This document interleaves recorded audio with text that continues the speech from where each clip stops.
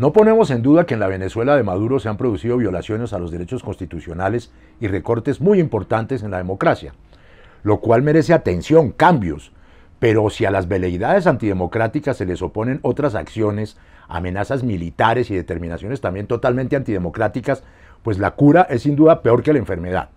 Empecemos con lo más importante.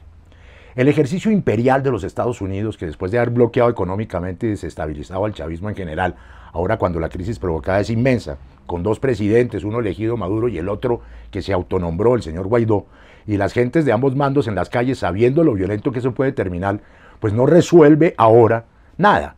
Lo que se produce son posibilidades de bloquear los dineros venezolanos, agrandar las medidas agresivas y además amenazar con planes militares de intervención en un país finalmente soberano.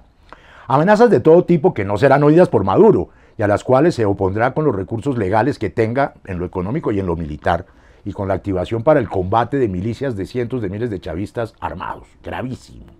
Parece claro que ante una salida militar y frente a un ataque interno y externo a Venezuela, existe una legitimidad de defenderse y defender un proceso que, aunque viciado y en parte fracasado, provino finalmente de un ejercicio democrático. ¿Aún vigente? Pues para unos sí. La mitad del pueblo venezolano, las Fuerzas Armadas, Rusia, China y otros aliados de Maduro en América Latina. Y para otros no. Los gringos, buena parte de la comunidad europea, Portugal y España no saben, que da un plazo de 90 días para realizar elecciones, y desde luego los áulicos latinoamericanos del imperialismo.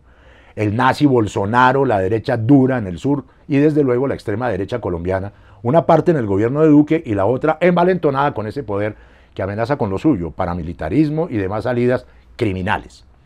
Lo grave del asunto es que los gringos cuando amenazan suelen cumplir. Si hay un ejercicio militar, una salida de confrontación, estarían garantizando una guerra civil en Venezuela y una conflagración internacional en la cual Colombia sería tocada de lleno. La hoja esa de Bolton, el asesor militar de Trump, con una historia prácticamente criminal y antidiplomática de soluciones solamente a la fuerza, hay que tomarla en serio. Cuando habla de 5.000 tropas gringas, es de verdad. Hablan de temas fronterizos y uno se pregunta cuál vendría siendo la frontera entre Venezuela y los Estados Unidos. ¿Colombia? Como apéndice ahí. Altos mandos gringos en Colombia amenazaron en el contexto multilateral y Putin y China siguen muy beligerantes, entonces la cosa parece bastante siniestra. Y en medio, pues claro, el sufrido pueblo de Venezuela, para un lado y para el otro. Los gringos imponen hechos cumplidos, que pueden ser medidas o fuego. Saben estrechar los cercos con el apoyo de los ultrarreaccionarios de estos lados. Maduro responde también, sitia a la derecha, le cierra las cuentas a Guaidó para que no reciba el dinero que los gringos le quieren tumbar a Venezuela. Todo está dado por una prolongación de la crisis y para salidas aún inciertas.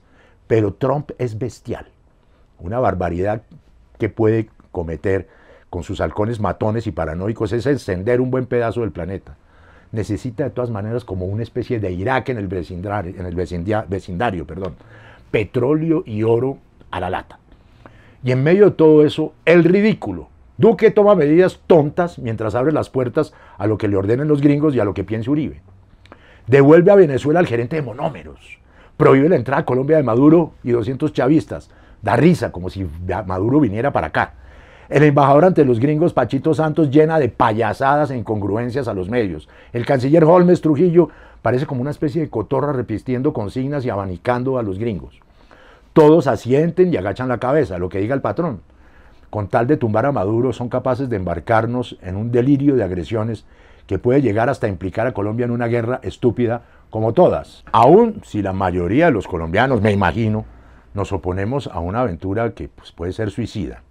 Ya Trump designó a una hiena para acercar a Maduro, Elliot Abrams, con larga experiencia en golpes, torturas, masacres e invasiones. Como antes y como siempre, y el gringo ahí. Café picante.